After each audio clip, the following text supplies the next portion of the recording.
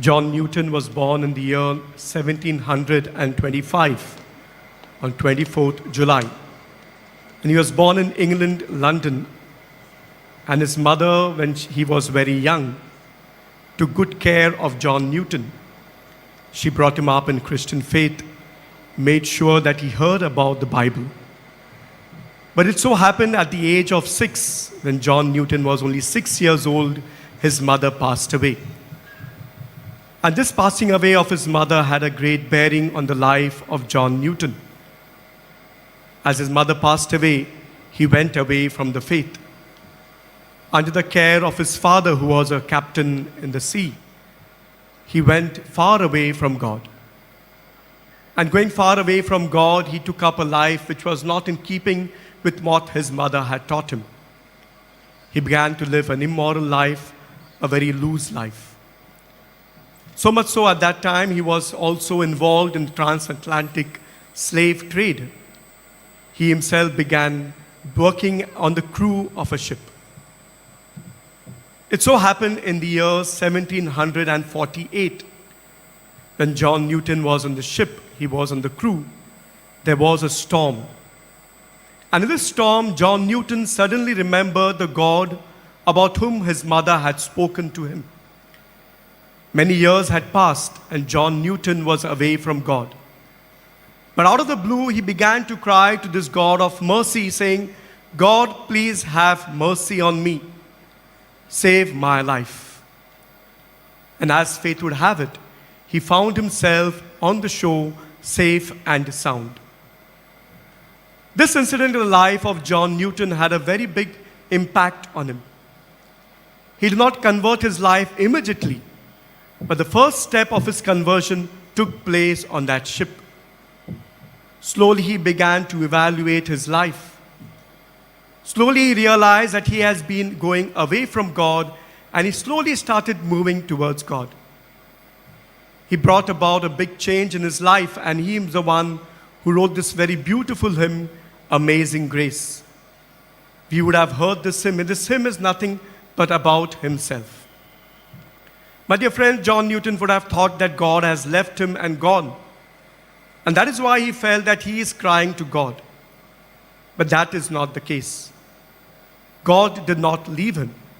God was very much with him. But he felt that perhaps he has gone away from God, and that is why he is shouting to God. But God did not abandon him. My dear friends, today, this evening, we are reflecting on this. God's search for man, and we are called to give up sin. The gospel of today very beautifully tells us about the shepherd going in the search of the lost sheep.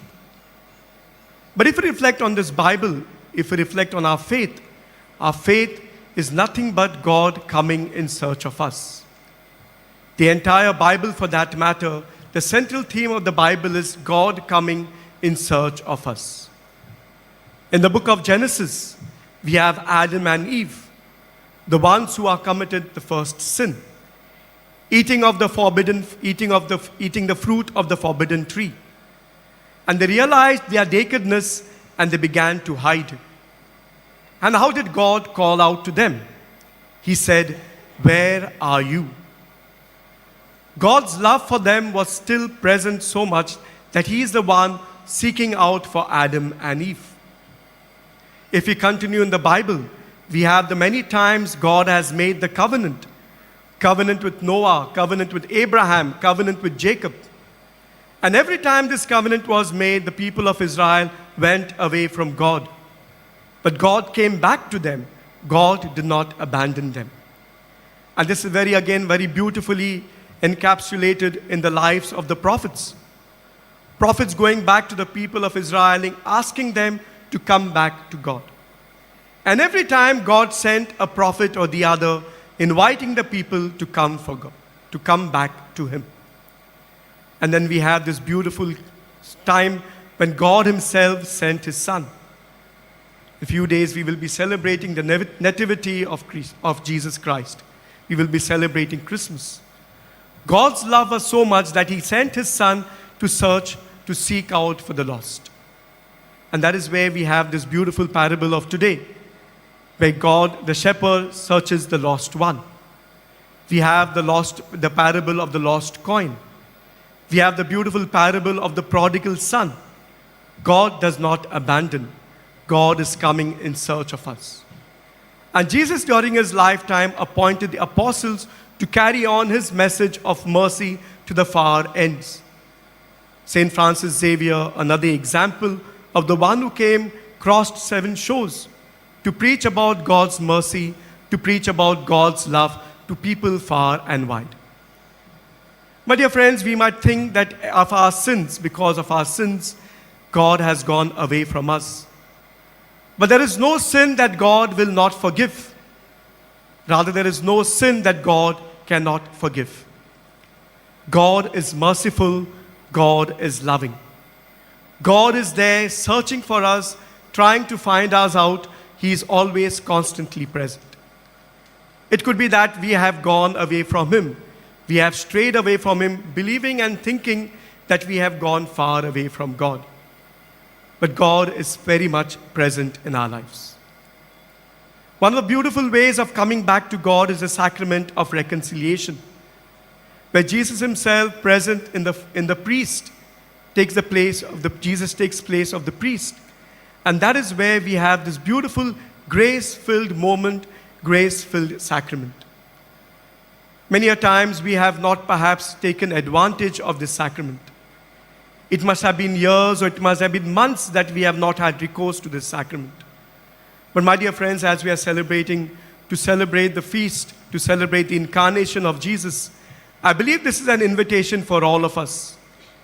We are in the season of Advent, a season of preparation, preparing ourselves to welcome Jesus, preparing ourselves to welcome Jesus in our homes and in our hearts. And I believe the best way to prepare ourselves for this wonderful feast would be to make a good confession. Confession, because not so much that we feel that God has, because of my sins, I have perhaps gone away from God, or because I have offended God. No sin is so big that God can be offended. No sin is so big that God will not forgive us for our sins. But dear friends, this beautiful time when we are preparing ourselves for Christmas, we reflect on our lives. We look into our lives and see where are the moments that we have gone away from God. We ask the Lord to give us the strength, the Holy Spirit to give us the strength that we may be able to see inside of our lives and see what are the areas we require to change. And this invitation for all of us, especially if we have not availed of this sacrament, to come back to God, to ask his forgiveness, and that's the best way we can prepare ourselves for Christmas.